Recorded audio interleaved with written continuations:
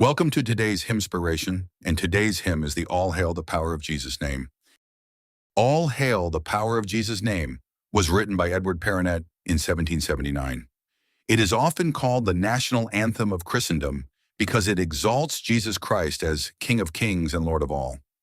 The hymn is based on the biblical truth of Philippians 2, 9-11, which declares that every knee shall bow and every tongue confess that Jesus Christ is Lord. The tune Coronation, composed by Oliver Holden in 1793, has become the most widely used melody for this hymn. Today, Christians around the world sing it as a joyful declaration of Christ's supreme authority and glory.